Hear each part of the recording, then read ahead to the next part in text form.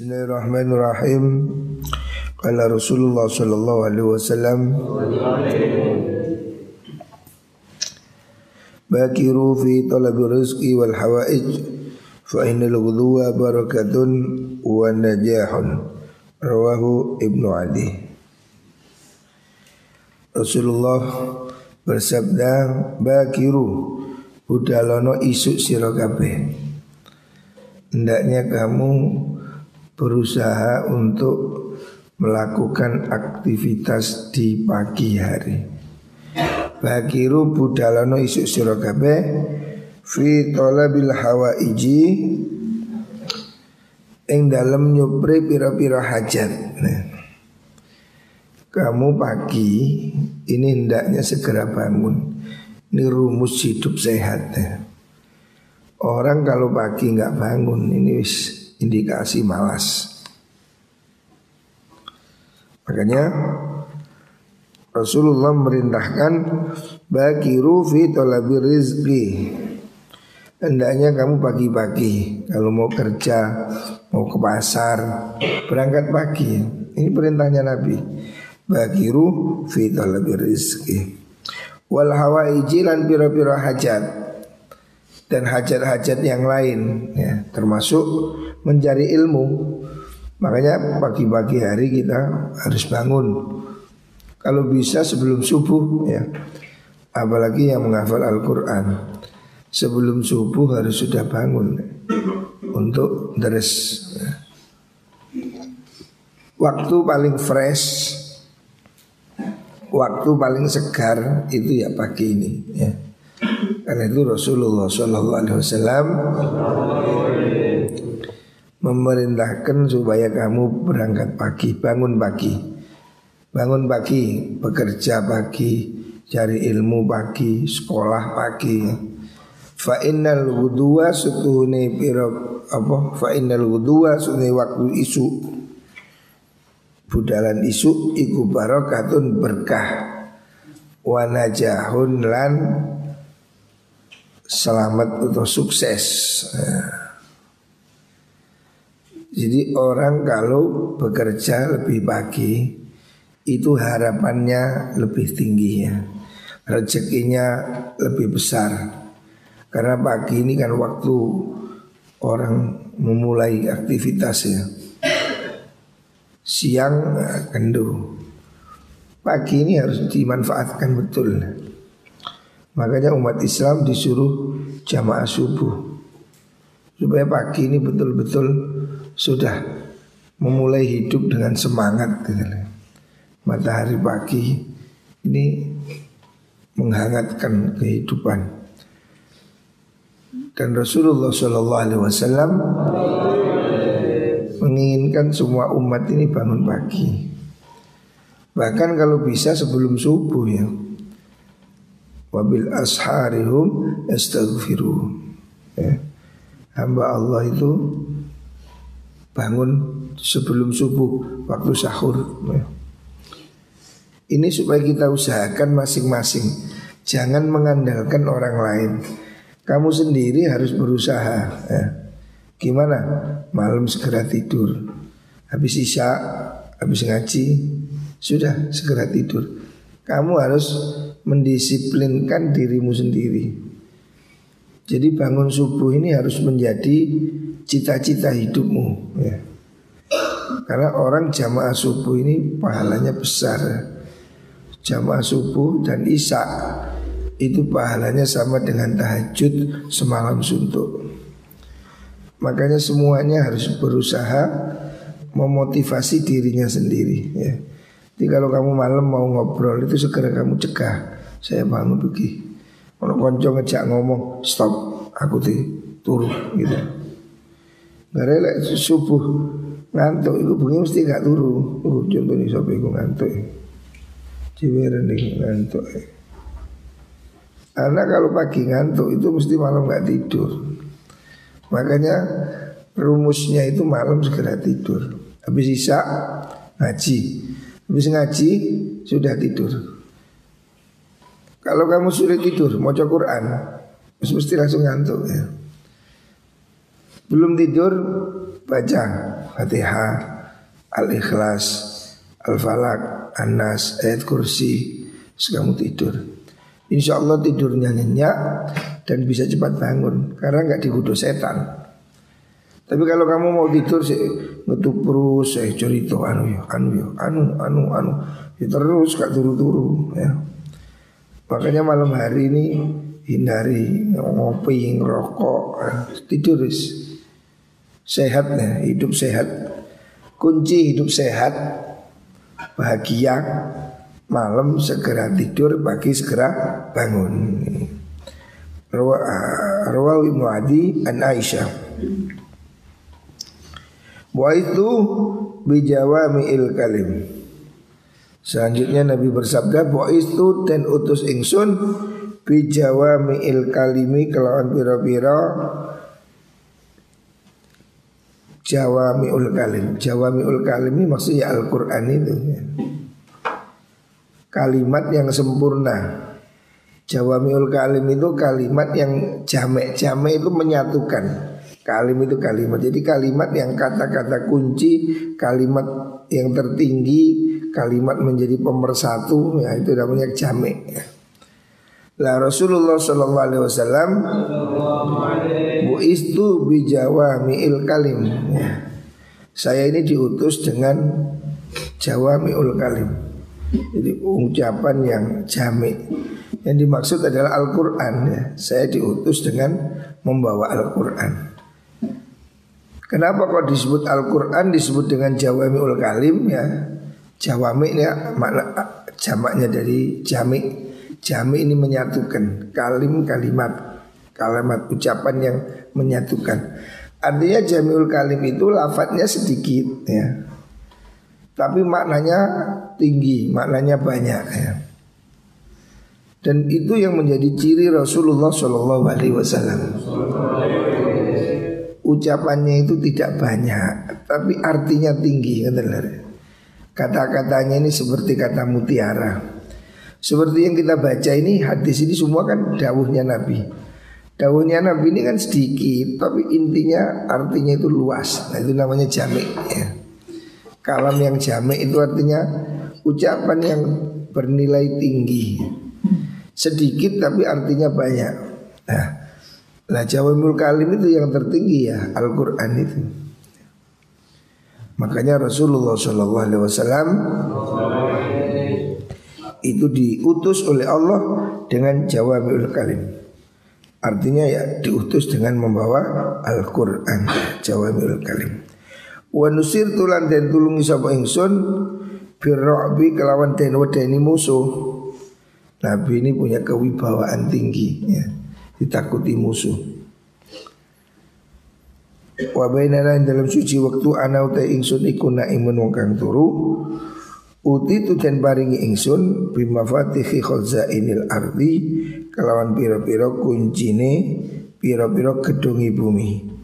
Maksudnya kunci gedungi bumi ini Nabi mendapatkan kabar ya, berita bahwa Islam ini akan meluas di seluruh dunia ya.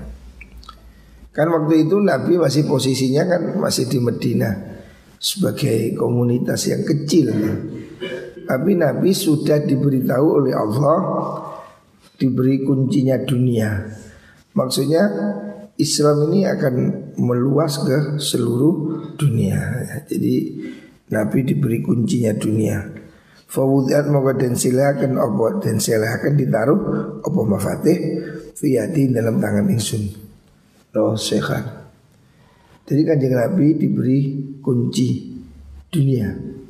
Artinya saat itu Nabi sudah diberitahu kalau Islam ini akan menyebar kemana-mana ya. Seperti hari ini kita ini kan jauh, Indonesia ke Mekah ini 9 jam perjalanan pesawat, mungkin bisa 9.000 kilometer atau lebih, 9.000 kilo, jauh lah. Tetapi kita Islam sampai ke sini dengan mudah ya. Nah ini contoh dari Miftahu Khazainil Ard, Rawahu Syekhani. Baridu ta'amakum yubaraku lakum yubaraku fih. Selanjutnya Nabi menyatakan baridu ngademno sira kabeh ta'amakum ing panganan sira kabeh. Hendaknya makananmu itu didinginkan. Maksudnya lek mangan aja kesusu. Mari digoreng langsung dimplok semongah-mongah. Ayo mesti masak diemkan sebentar. Sego tas mateng dimplok, mulu-mulu ditokno maneh. Jangan begitu ya. Nabi menyuruh baridu ta'amakum. Hendaknya kamu dinginkan dulu makananmu. Kamu tunggu sebentar. Nasi masak, gorengan mateng, tunggu sejenak. Kalau kamu lakukan yubaraku mongko den barokahkan sukolakum sira kabeh fi dalam to'am ya. Supaya makananmu ini berkah ya. Artinya memang secara ilmu kesehatan makanan yang terlalu panas itu juga tidak bagus ya. Tubuh kita ini kan belum siap gitu loh. Tapi kalau makanan itu agak dingin, ya hangat lah, itu enak dimakan. Sangat dingin juga nggak enak. Makanan sangat dingin ya mungkin kurang menyenangkan. Jadi yang bagus itu ya sedang-sedengan, hangat lah. Makanan itu hangat, nggak usah terlalu panas. Bahkan penelitian yang terakhir ini, makanan nasi di Magicom itu juga nggak bagus, kan panas terus itu, nggak bagus. Ya lebih baik ya didinginkan dulu, supaya tubuh kita ini siap menerima dan juga gigi kita ya, supaya sedengan. Birru abakum tabirrukum abnaukum. Selanjutnya Rasulullah SAW bersabda, birru abakum. Birru bagus ora sira kabeh. Abaakum ing pira-pira wong tuwa sira kabeh. Tabirrukum mongko bakal bagusikum ing sira kabeh sapa abnaukum pira-pira anak sira kabeh. Dari dunia ini balas membalas. Berbaktilah kamu pada orang tuamu, maka anakmu akan berbakti kepada dirimu ya. Ini hukum dunia ini pasti terjadi. Ini juga ketentuannya Allah. Kamu harus berusaha ya. Berbaktilah pada orang tuamu, akan dibalas. Anakmu nanti tumbuh berbakti pada dirimu. Tapi sebaliknya, kalau kamu durhaka, bapak ibumu kamu tipu-tipu terus, wah ini bahaya ya.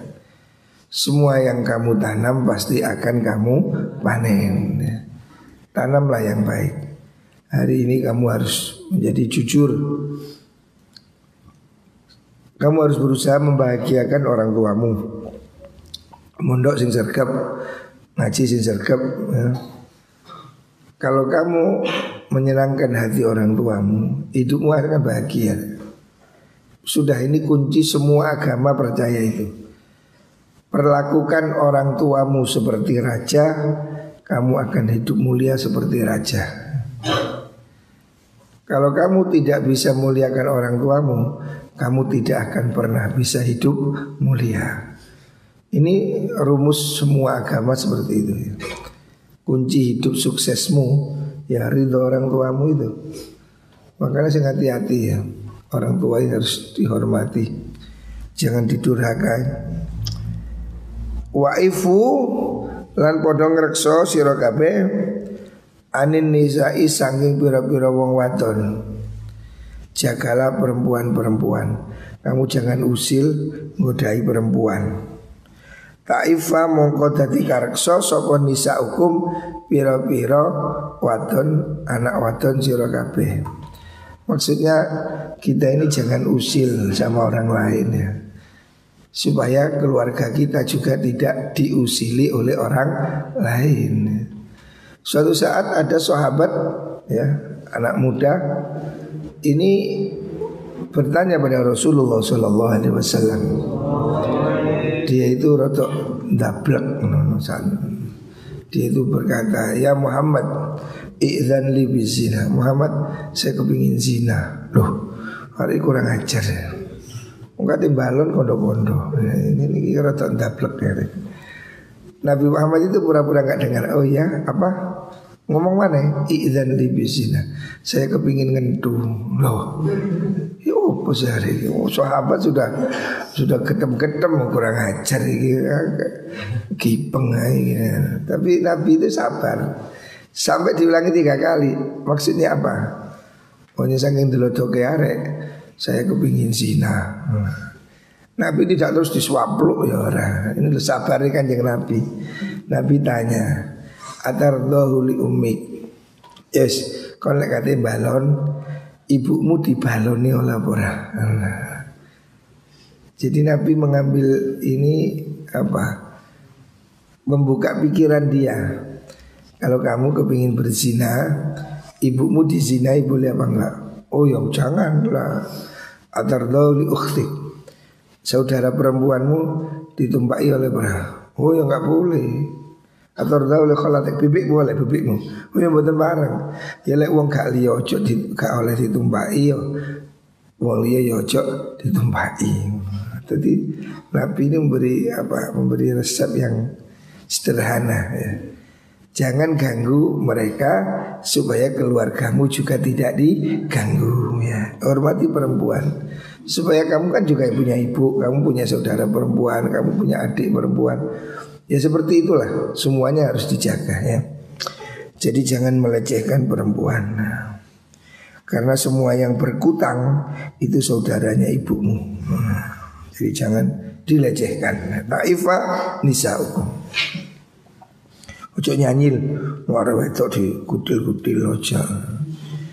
Wa man tesapane wong iku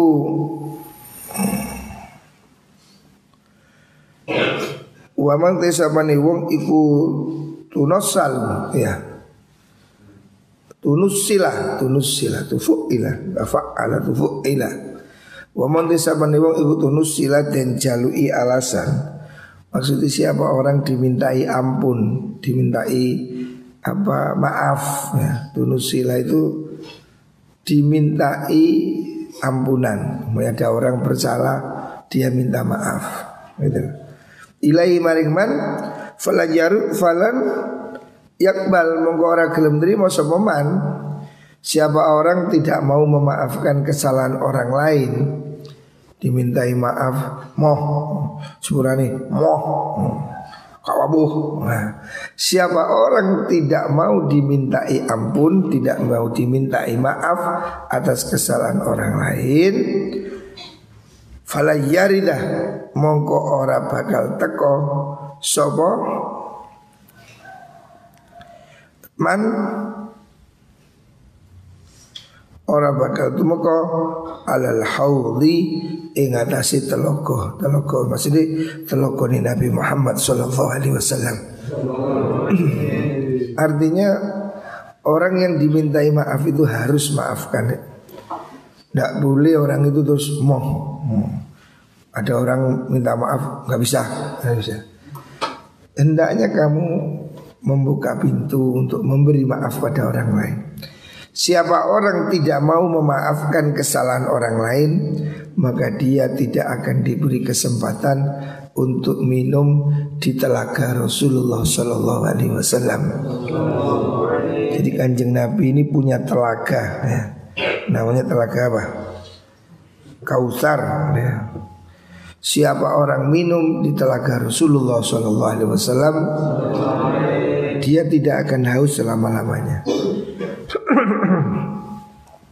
Jadi Kanjeng Nabi ini punya telaga yang luar biasa, namanya Kautsar. Telaga itu yang istimewa ya.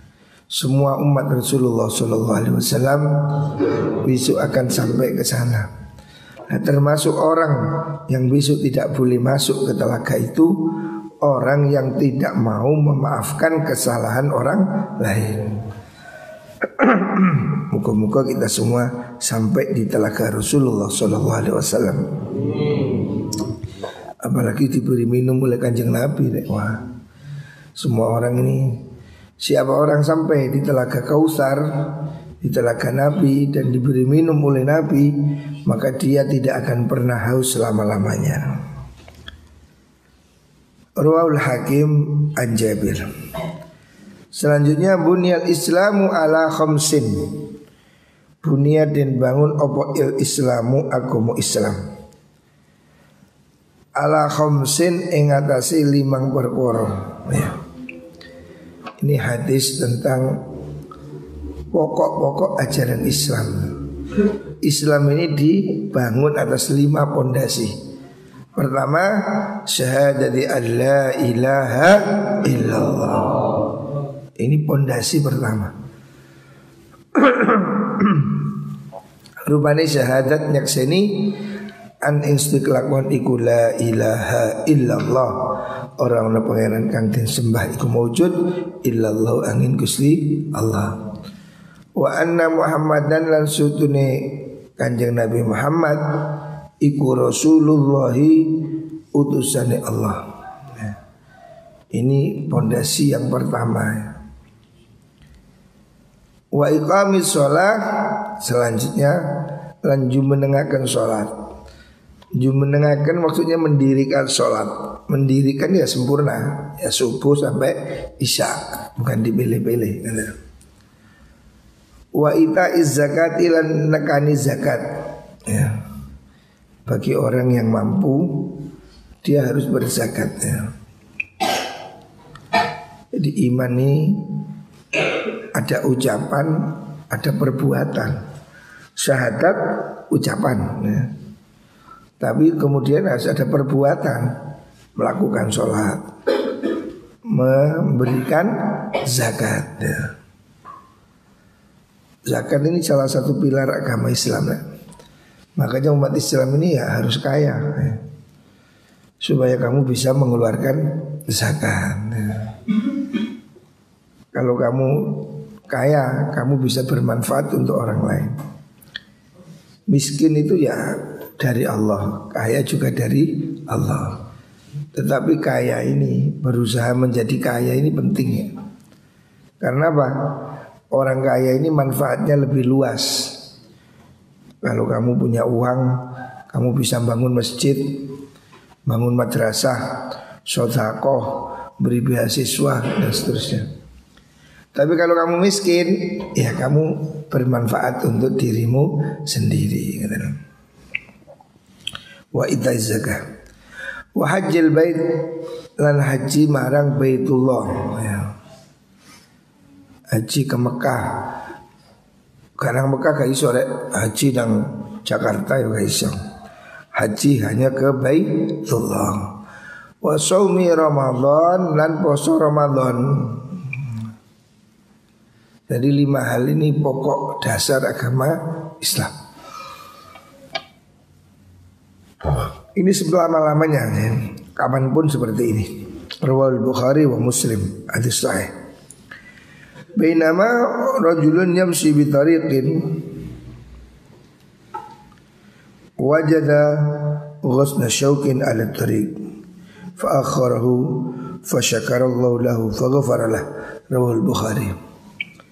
Bainama ing dalam suci waktu rajulun ta'i wong lanang iku yamsi lumaku sapa rajul. Ada satu kesempatan seseorang berjalan-jalan bitorikin ing dalam dalan. Wajadan nuli nemu sapa rajul ghusnan ing pange wit, ghusna syauqin ing pange wit kang ana rine. Ghusna syauqin itu maksudnya dahan pohon yang ada durinya. Dahannya salak umpamanya, dahannya jeruk ya. Ada orang berjalan, di situ ada duri ya. Maksudnya sesuatu yang menyakiti orang lain ya. Alat toriki ing atase jalan, fa akharahu mongko nginggirna sapa wong hu ing ghusnan niku. Jadi berbuat baik dengan hal yang paling enteng. Kalau ada di jalan ada duri, pinggirkan. Di jalan ada beling, minggirno. Di jalan ada kulit pisang, minggirkan. pekerjaan ringan ya, kepedulian kepada keselamatan orang lain, itu fasyakarallah, mongko nrimo, syukur dalam arti Allah itu nerimo sapa Allah lahu maring man, faghfara mongko dadi sebab ngapura sapa Allah lahu maring man. Artinya pekerjaan ringan ya, pekerjaan enteng, ada paku, ada beling, ada apapun yang terjadi di jalan yang berpotensi menyakiti orang lain. Terus itu kamu pinggirkan, kamu hilangkan, itu sudah menjadi sedekah. Itu menjadi pahala bagi hidupmu, dan itu akan menghapuskan dosamu. Artinya jangan meremehkan perbuatan baik sekecil apapun. Jadi kalau kamu berbuat baik ya, contoh ringan di pondok ini kamu kejeding, biasa kan ada anak yang buang wadai sabun, tutupnya sampo, botolnya sampo, itu kan bisa membuat got menjadi sumpet. Kalau got sumpet semua tidak bisa mandi. Loh, itu kamu hilangkan, kamu dapat pahala. Jadi kamu jangan nunggu orang lain. Kalau kamu masuk ke jeding, kok ada tutupnya botol, sasetnya sampo, kertasnya apa, sabun, pinggirkan ya. Lakukan kebaikan sekecil apapun, tidak dilihat manusia pun, tapi itu pasti dilihat oleh Gusti Allah. Lakukan perbuatan kecil, ringan, mudah yang bisa kamu lakukan. Itu akan membuat sebab dirimu diampuni oleh Gusti Allah. Di sini Nabi menceritakan ya, ini hadis sahih, hadis riwayat Imam Bukhari Muslim. Nabi mengibaratkan contoh, ada orang lewat di jalan, ada ranting dahan pohon yang ada durinya, mungkin salak, mungkin jeruk, diinggirno supaya nggak ngenai orang. Itu loh Allah suka, fasyakarallah, Allah berterima kasih. Maksudnya Allah menerima, Allah senang dengan perbuatanmu, minggirno rintangan itu supaya tidak mengenai orang lain. Jadi berusaha untuk tidak menyakiti orang lain itu suatu pahalanya tinggi. Makanya kamu harus peduli ya, sampah. Hari ini kan sampah ini loh. Contoh gampang yang hari ini sampah. Siapapun melihat sampah, mau di kamar, mau di depan kamar, mau di halaman, kamu harus peduli, ambil. Ada sampah, ambil. Niatono, saya ngambil sampah ini niat mengambil kesalahan-kesalahan saya. Ya Allah, bersihkan hati saya. Begitu loh. Niatkan kebaikanmu itu, Allah mendengar, Allah melihatnya. Jadi kalau kamu berbuat baik itu nggak perlu beri SK, nggak perlu bayaran ya. Kamu tidak harus jadi pasukan kuning untuk membersihkan sampah. Lakukan dengan kesadaranmu sendiri. Dulu kakek saya Mbak Anwar itu orang yang paling giat ya. Jadi saya dulu melihat contoh itu kakek saya almarhum Mbak Anwar itu kalau pagi jalan ke pondok ada kayu apa ya diangkat, ada apa rumput-rumput ya dibersihkan. Padahal beliau itu kiai ya. Dan dulu di depan dalamnya Mbak Anwar itu ada marmut, ngerti marmut? Kelinci cilik sing gara kupinge. Marmut ini biasanya kan di marmut ini biasanya di ngaritkan santri. Tadi suatu saat nggak ada santri yang ngarit, Mbak Anwar keluar, lihat kelinci nggak ada makanan, langsung ngambil arit di ngarit no. Jadi beliau itu biasa sekali ya, hidupnya itu seperti itu. Itu contoh yang baik ya. Kamu semua ini harus peduli ya. Kalau ada sampah di pinggir jalan, jangan nunggu orang lain. Kamu harus berbuat. Oh ini sampah, supaya nggak ngotori pondok, saya bersihkan. Niat no, ya Allah saya niat membersihkan hati saya ngambili sampah-sampah. Itu akan terbukti Rek. Dulu di pondok sini nih, penyapu pondok itu ya Kiai Ridwan itu, yang sekarang jadi kiai di Ngawonggo itu, pengasuh pondok Andur Al Ida apa? Andur Al Huda ini ya. Pak Ridwan itu tukang sapunya pondok dan dia tidak digaji, ya memang dia resmi tukang sapu. Setiap hari ya Ridwan itu mewajibkan dirinya untuk nyaponi pondok. Makanya dia itu memberi nama dirinya Ridwan Al-Kanmah. Al-Kanmah itu nama panggilan, apa? Nama ciptaan dia sendiri, Ridwan Al-Kanmah. Al-Kanmah itu singkatan Al-Kanisul Ma'had, tukang sapunya pondok. Jadi dia itu bangga jadi tukang sapunya pondok. Sampai dia jadi kepala sekolah. Ya Ridwan itu dulu mondok di sini mulai kecil sampai jadi kepala pondok, jadi kepala madrasah aliyah, terus sekarang pulang jadi kiai.